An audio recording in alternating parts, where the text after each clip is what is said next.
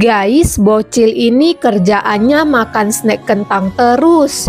Pas ibunya tawarin buah, dia malah nggak mau tuh. Nah, ibunya pun marah dan ambil snack kentangnya dibuang tuh. Lalu dia ambil tempatnya untuk potong buah semangka kayak gini. Eits, yang cita-citanya mau masuk surga, langsung like dan komen amin ya.